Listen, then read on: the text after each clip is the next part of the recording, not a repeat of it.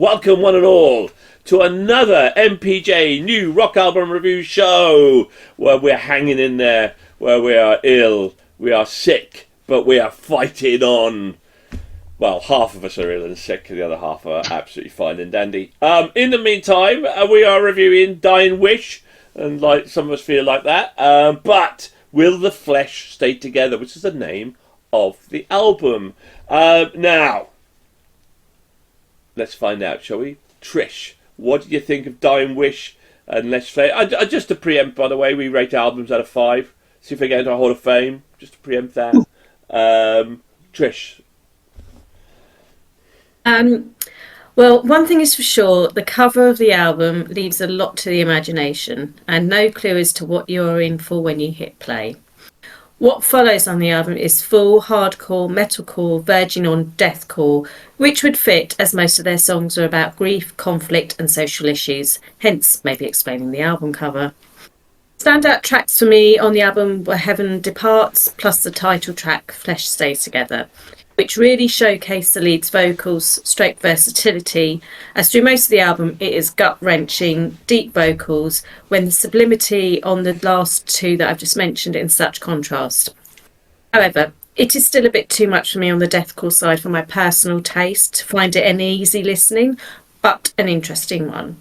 Not at all taking away from them, as they are doing the craft that they love and know what they are doing to please listeners and fans of this genre. Lauren, more your cup of tea?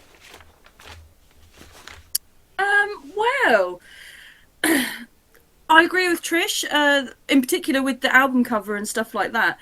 That it very much reminded me of, strap in folks, she's going to talk about Bring Me the Horizon again, the cover of Suicide Season, like that whole, like it's meant to be visceral to look at sort of thing. Like, for those who don't know, the cover of Suicide Season, you've got a model, that one, yes, babe! Just holding her guts, sort of thing, in front of her. Whereas with this one, it's sort of that same sort of like visceral, violent to look at, gets your brain going before you've already listened to the album. With regards to the album itself, I felt the balance was a bit off. Like, parts where I caught more of her voice and stuff, I was like, ooh, that's quite pretty, that's quite nice. But it just felt like it almost wasn't allowed to shine as well as it could. And I don't know if that's a production thing or a purposeful thing. But yeah, it just sort of made me go, oh, okay, I feel like I could be enjoying this more. It's sad. The scream element is nice. It matches up to the visceral nature of the album cover, which I really enjoy. It sort of helps you give the whole feeling of it is what it says on the tin sort of thing. Overall for me, it's emotional, it's chaotic, but in a way that just didn't exactly click. Like, some bits caught and it was great, but it just didn't latch on. So yeah, I'll be interested to listen to some more and just sort of like get more of a vibe and see if what's happened with this album is consistent across all of the stuff they've released.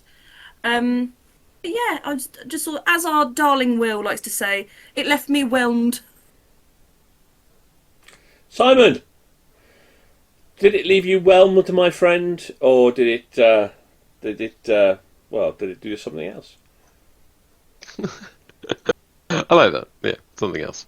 Yeah, no, I kind of like replicate a lot of what Lauren said. I really yeah, I really liked this. I was surprised by it. I mean, I was surprised in a good way. Like, again, looking at the cover of the album, as it is what I expected it to be. You know, yeah. I really enjoyed this. I really enjoyed the vocals. I enjoyed the blending of the band together. I think my only like negative with the album was I did feel a lot of like the lyricism and a lot of the themes of the song sort of all blurred together quite a bit. I don't think there's anything in particular that made anything stand out, but I mean, it could just be because we're listening to a lot of music this month and I'm really ill.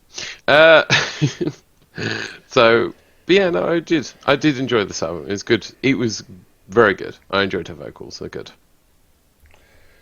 Now, we now move into the metalcore aficionados, where surely, this album is going to resonate. William! Hello. Yeah, so prefacing it, right? Metalcore and these have a lot of incredibly good female vocalists. So by being part of this genre, by virtue of being in that, you're being compared to all those bands. I thought the vocals did not match up to a lot of other ones, and I don't think it was that great. Like, you take this compared to, Courtney from Spiritbox, Tatiana from Ginger, Maria from Future Palace, and how good their vocals are compared to something like this. It's not as good. The album cover made me feel very uncomfortable, which did also influence my listening pleasure, because the album artwork is something very important for an album, in my opinion, and I didn't like it at all. It made me upset and a bit uncomfortable. Instrumentally, again, it's fine. It's good. It's a theme for me this month of the vocals letting an album down for me, but it just wasn't enough for me. It wasn't stand out. It wasn't as unique as other vocalists. It wasn't as clean and good as other vocalists. It's simply whelming, as I so enjoy saying. Yeah, Will, I have to agree with you there. I think you covered that quite well in about the album cover. Actually, yeah, it made you feel uncomfortable. As someone who buys lots of vinyls and things and likes displaying them around, I not like having that on my wall. Yeah. And I'd be quite concerned if someone would. And they should probably go get some help if they do. Well, somebody who always does need a bit of help, but not on that particular topic, I can assure you. Pete. Well, I'm looking up the album cover now. I want to know what you guys are talking about, but I can't find it real quick. I'll do it in a second. So yeah, I can basically kind of like merge what Lauren said and what Will said together here, because they share large parts of my opinion. With Will being the vocalist, that's one of the first things I noticed. Do not like her voice, and as Will rightfully says, if you compare that to Courtney for Spiritbox, for example, it's like, yeah, worlds apart. Lauren called the music chaotic. I had written down messy, which I think is pretty much the same thing. So yeah, that's like musically it sounds messy to me. Vocally, I just do not like the vocalist. That being said, I do see a lot of potential in this band. So I do hear a lot of moments where I think like, spend some more time in the studio, spend some more time practicing, you may get there. Because they did have some really enjoyable breakdowns in the end. Like, I do believe there were 2 or 3 songs. Don't recall the songs exactly, where I just noticed that I started bopping my head a bit. And that's always a good sign, of course. But yeah, in the end of the album, I may have bopped my head 6 times in total. Stankface didn't come out, so that's a sign. At times, musically, they kind of veered off towards that symphonic metal genre, which we all know how I feel about that. So I was like, no, don't go there, do the opposite of that. So yeah, just invest in your breakdowns, keep practicing. I'm sure you'll get somewhere. For now, it's all very mediocre and needs work. I think my review should be the less words the better, really. I didn't hear anything going towards symphonic metal. I heard the odd bit of clean vocal, which was nice. But other than that, this was not an album that would even get into my wheelhouse, and I absolutely agree. I think the album cover is incredibly uncomfortable.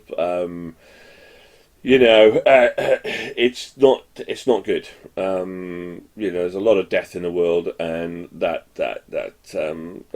just conjures up all sorts of permutations, which was not nice, really. And we like the dark side of metal. We like that that sort of scary kind of stuff as well.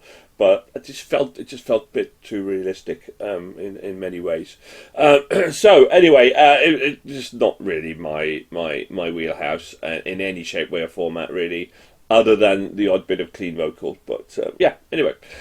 So enough said from me. That will it get? It's not sounding too good. Will it get into our Hall of Fame? Let's find out our votes, and shall we? Then Trish, start with you. I gave it a 3. A 3. Okay, that's pretty solid. Lauren? I gave it a 2.5. Okay. And Simon? And Simon, I know you're not well, but really, there's no excuse for this newbie, this new behaviour, this amateurish behaviour. Amateurish it is, Simon. I know. I'm sorry. I give it a 4. William? A very generous 2.5. Pete? Well, I did say I was sharing a review with Will and Lauren. I too gave it a 2.5. You did. I give it a very generous 0.5. Therefore, my 0.5 does not exist. It didn't happen.